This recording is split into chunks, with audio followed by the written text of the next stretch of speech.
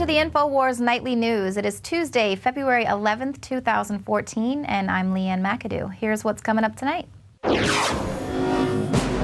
Tonight, the Defense Department destroys bin Laden death photos hours after a FOIA request. Then, Washington, D.C. man SWAT-teamed and charged over a spent shotgun shell. And Thomas Jefferson must be spinning in his grave after Obama visits his home and says, "It's good to be the king."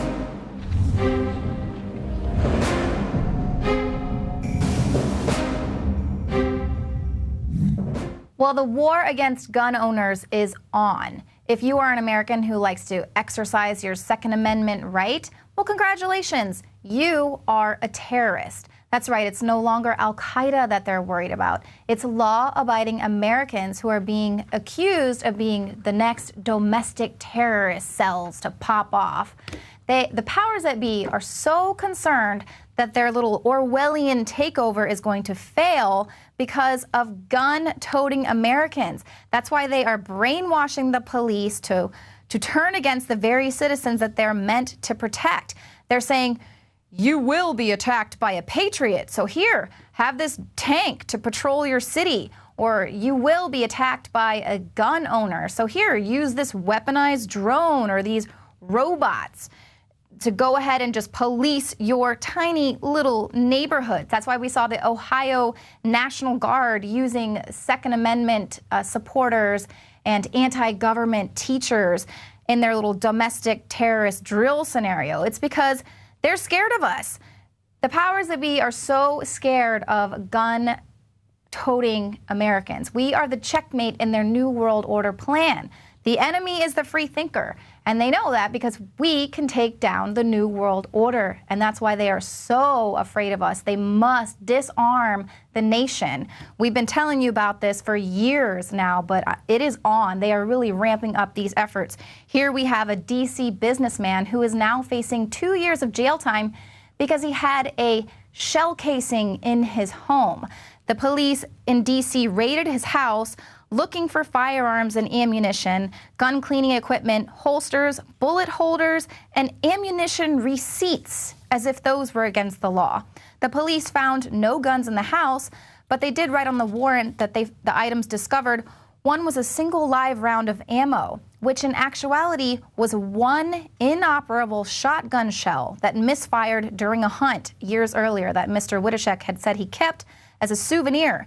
And they also said they found a handgun holster, which is perfectly legal. Now, all of this came about because his disgruntled ex-wife told police that there were guns in the home.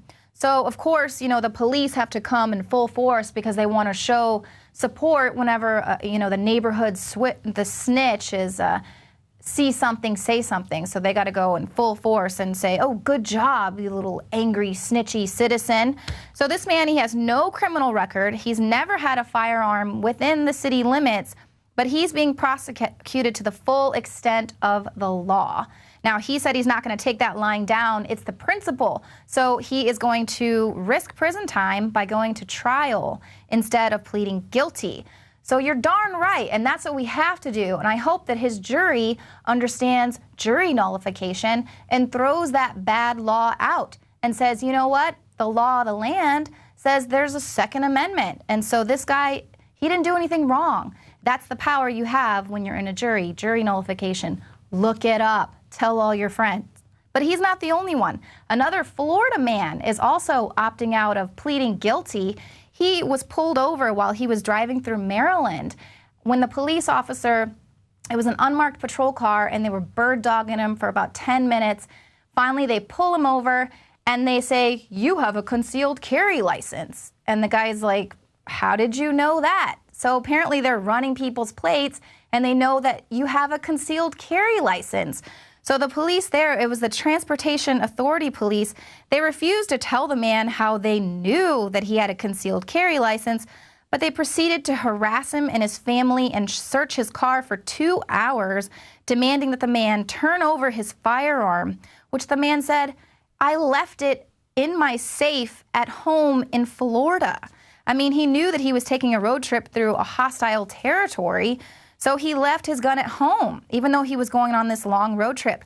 But the police didn't believe him, and they just wanted to arrest him for legally carrying a firearm that he had a concealed carry license for. So there, it's just more evidence.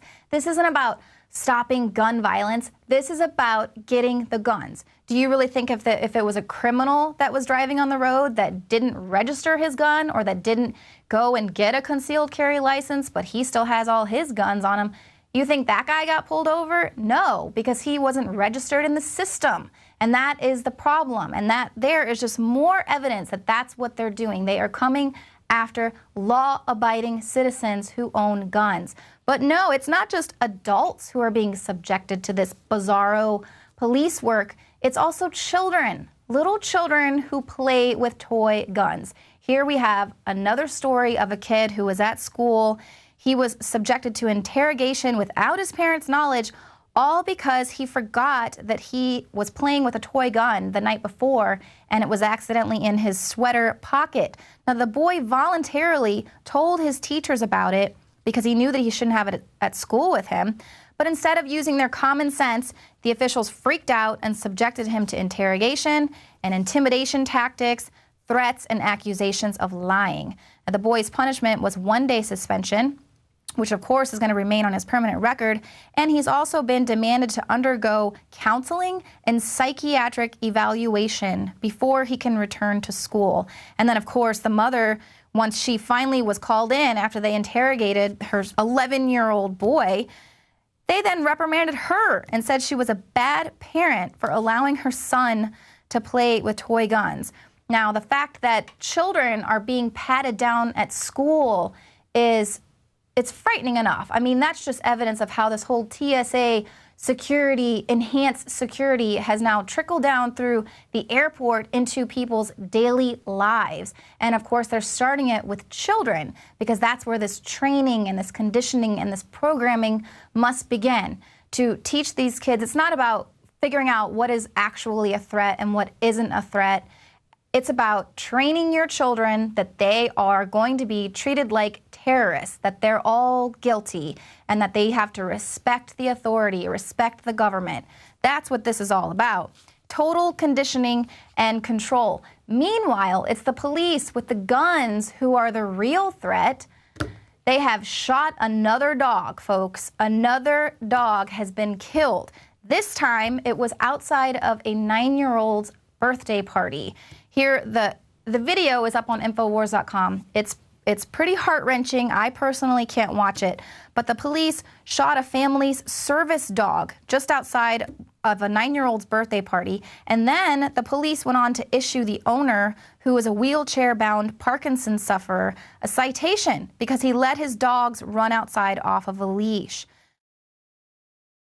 Now you can watch The Alex Jones Show live as it happens at Infowars.com/show. You'll find links to all of our content there and a free 15-day trial for Prison Planet TV. More than 60 movies and documentaries all in one place at Infowars.com/show.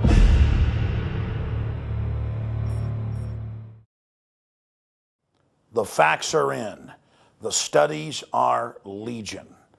Sodium fluoride and other members of the fluorine family that are added to Western water supplies are devastating the health and cognitive ability of the people that drink it.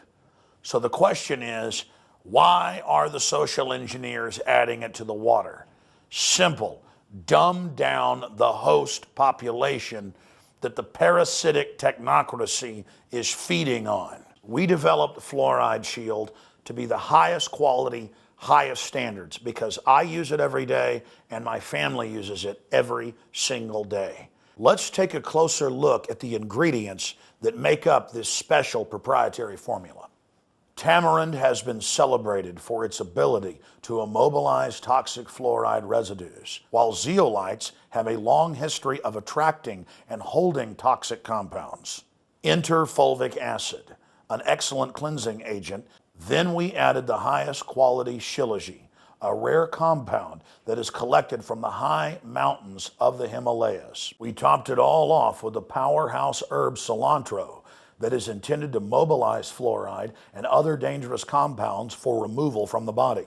And the final touch to energize this formula is our proprietary nascent iodine. And as always, consult your physician as well, because that is important. And finally, Fluoride Shield, Survival Shield, and all the products at InfoWarsLife.com grew out of my quest to try to find the very best compounds from God's cornucopia to protect myself and my family. And from our research, I believe we are bringing you the best, highest quality products. And you have that commitment from Alex Jones and the entire InfoWars crew.